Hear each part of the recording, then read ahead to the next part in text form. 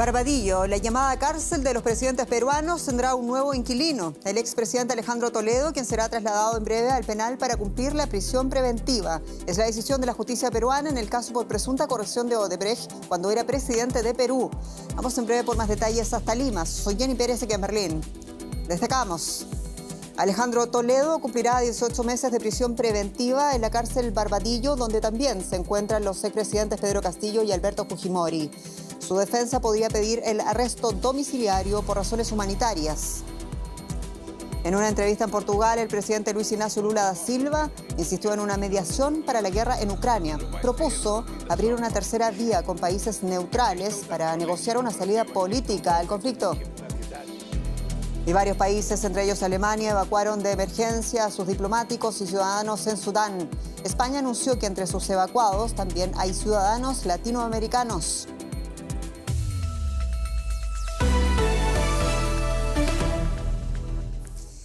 Ha sido la imagen del día. 6 años después de huir de Perú, el expresidente Alejandro Toledo aterrizaba en Lima tras ser extraditado desde Estados Unidos.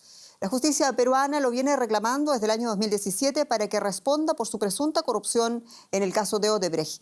El exmandatario pasará su primera noche en el penal de Barbadillo, ubicado en Ate, para cumplir con la orden de 18 meses de prisión preventiva.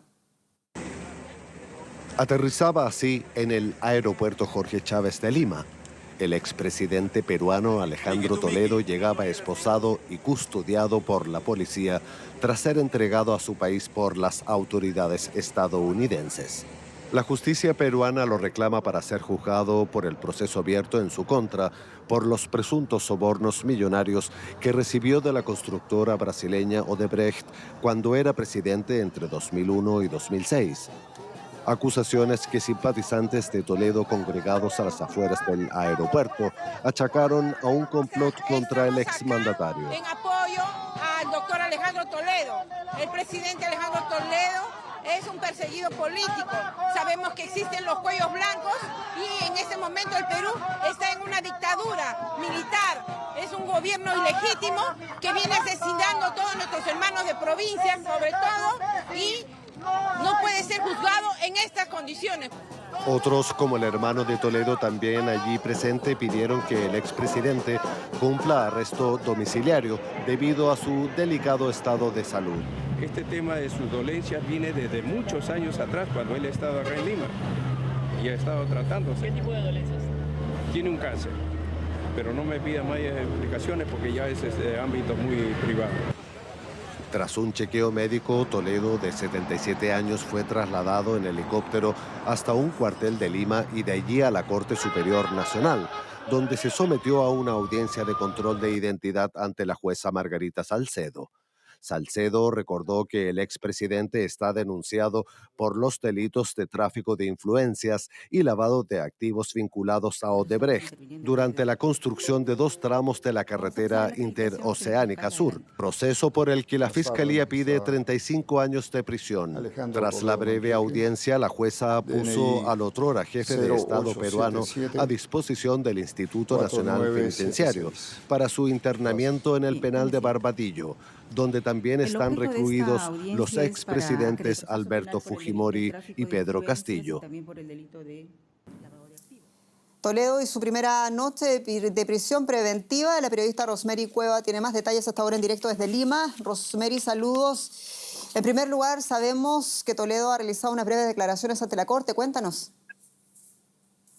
Las declaraciones de Alejandro Toledo han sido básicamente para dar información personal ante la jueza en esta audiencia de identificación. Durante toda la audiencia se le vio un semblante bastante tranquilo. No hemos tenido declaraciones de él desde que llegó a Perú. Las últimas que tenemos son las que dio en Estados Unidos, en las que señaló que es inocente, que espera poder tener un arresto domiciliario aquí en el país y que espera que la justicia no lo deje morir en una cárcel. Él en las próximas horas va a ser trasladado en un helicóptero al penal de Barbadillo, donde también cumple una condena el expresidente Alberto Fujimori. Y hasta ahora se sabe que eso, lo que tú comentas, que Toledo va a cumplir 18 meses de prisión preventiva. En la misma prisión se encuentra Alberto Fujimori y también donde está Pedro Castillo, como lo señalábamos. ¿Podría cambiar esa figura a un arresto domiciliario? ¿Y qué se sabe también de su estado de salud? La figura podría cambiar si es que se comprueba que tiene un estado crítico, un estado grave de salud. Por el momento no tenemos resultados aún de este análisis médico que se le ha hecho. Tanto Toledo como su abogado han mencionado que el expresidente sufre de cáncer, pero no ha dado pruebas médicas. Y la figura, claro que podría cambiar si es que se comprueba este estado grave, como ya ha pasado en el caso del expresidente Pedro Pablo Kuczynski, quien actualmente cumple una prisión preventiva desde su domicilio, también involucrado por el caso Odebrecht. Y todo esto por la causa en su contra, la que mencionabas, de la constructora Odebrecht. ¿Cuáles son los argumentos de la Fiscalía en su contra y su posible escenario procesal? Con lo que cuenta la Fiscalía es bastante fuerte en realidad. Entre ellos está el testimonio del ex jefe de Odebrecht en Perú, Jorge Barata, quien afirmó que pagó $35 millones al expresidente a cambio de la adjudicación y la construcción de la carretera interoceánica en el Perú. Hay testigos también que señalan cómo es que se le entregó este dinero y cómo fue toda la comunicación durante este proceso de soborno. Entonces, hay pruebas bastante fuertes para que el expresidente pueda ser condenado. Durante estos 18 meses se abrirá un juicio oral y se espera que haya una condena. Sin embargo, estos procesos pueden ser un poco largos, así es que esta prisión preventiva puede expandirse por un poco más de tiempo. Recordemos que las declaraciones de Barata también han comprometido a otras figuras políticas como el expresidente Ollanta Humala, el expresidente Alan García, también Pedro Pablo Kuczynski y a la lideresa fujimorista Keiko Fujimori, quien ha estado en arresto preventivo. Rosemary Cueva, muchas gracias. En Lima.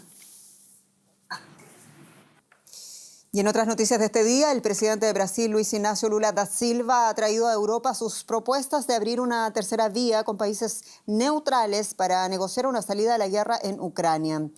En una entrevista con un medio portugués, el presidente de Brasil quiso además matizar las afirmaciones que hizo en una reciente visita a Pekín, donde insinuó que tanto Estados Unidos como la Unión Europea estaban contribuyendo a la prolongación del conflicto. Lula dice que no propone el fin del apoyo a Kiev ni busca alinearse con Moscú. Durante su primera visita a Europa desde que regresó a la presidencia en enero, el mandatario brasileño aclaró que quiere alertar al mundo de la urgencia de buscar caminos hacia la paz. Y Lula insistió en su iniciativa de mediación internacional en Ucrania. Escuchemos. Lo que Brasil no quiere es alinearse con la guerra. Brasil quiere alinearse con un grupo de países que necesitan trabajar para construir la paz. Si todo el mundo se involucra directamente en la guerra, la pregunta que me hago es, ¿quién va a hablar de paz?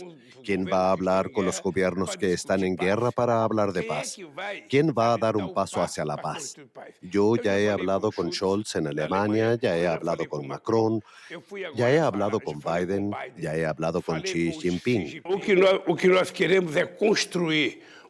Lo que queremos es construir un grupo de países que puedan hablar tanto con Ucrania como con Rusia para intentar encontrar un camino para construir la paz.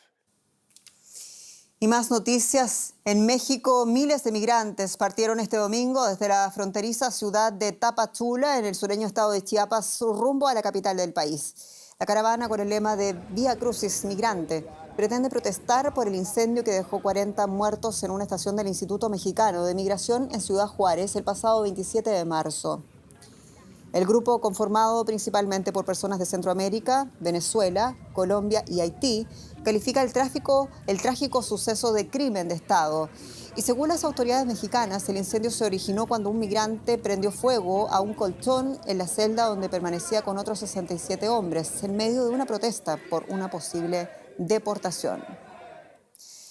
Alemania se unió al grupo de países que evacúan a sus diplomáticos y ciudadanos de Sudán a medida que se intensifican los combates entre el ejército y los paramilitares. Los 101 pasajeros del avión de la Fuerza Aérea Alemana, la Luftwaffe, ya aterrizaron en Jordania, pero también Canadá, Países Bajos, Francia, sacaron a su personal diplomático y ciudadanos del país africano convulsionado por una guerra por el poder entre facciones rivales. España informó a todo esto que junto a sus connacionales fueron también evacuados varios ciudadanos suramericanos. Estas imágenes publicadas en Twitter por el Ministerio Alemán de Defensa muestran los aviones militares que participarán en la misión de llevar a cientos de sus ciudadanos a un lugar seguro. Otros países ya han sacado del país a sus ciudadanos por mar, aire y también por carretera. Anteriormente, el presidente estadounidense Joe Biden había confirmado en Twitter la evacuación de su personal diplomático de Jartum. Un centenar de efectivos de operaciones especiales lograron transportar a casi 100 personas en helicóptero. También Reino Unido confirmó la evacuación de su embajada, empleando efectivos de la 16ª Brigada de Asalto Aéreo, la Real Fuerza Aérea y el Cuerpo de Marines Reales. Más de 1.200 personas participaron en esta peligrosa operación. En cumplimiento de nuestra obligación de proteger a nuestros empleados, los hemos reubicado en otras embajadas de la región.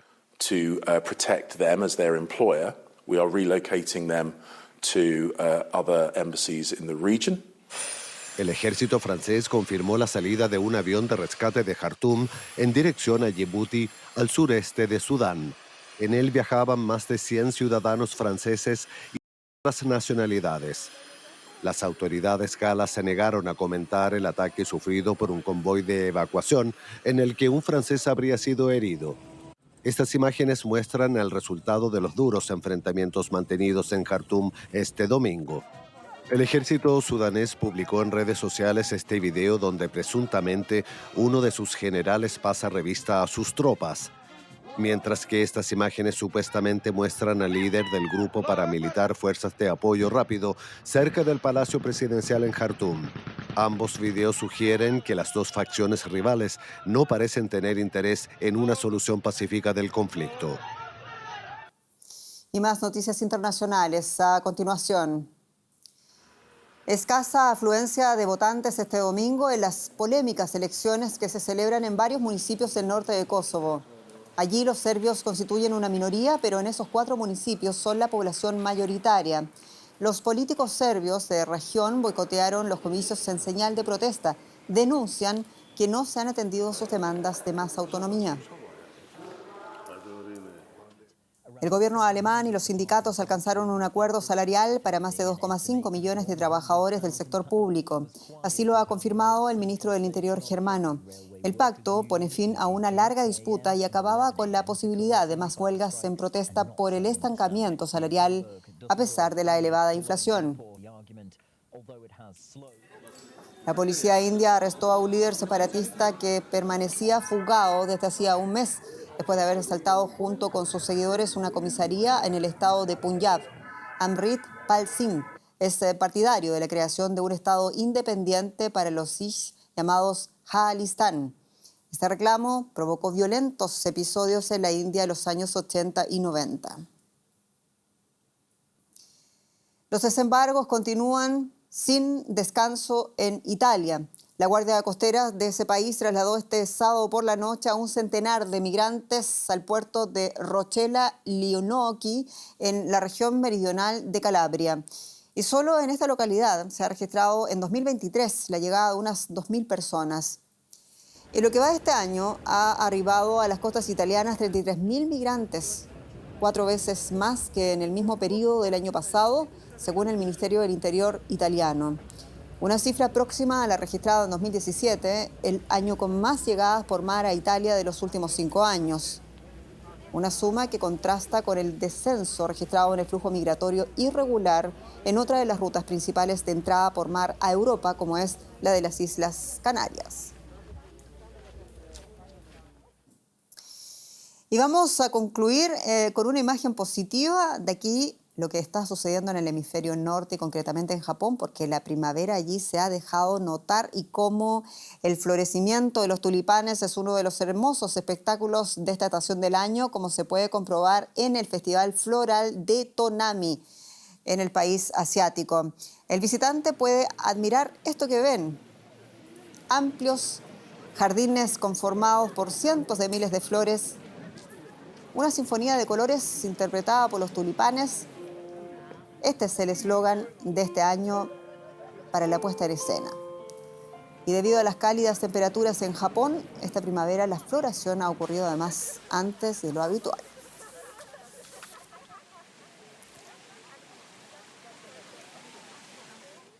Y flores para ustedes para concluir esta entrega de noticias. Muchas gracias por su sintonía. Hasta pronto.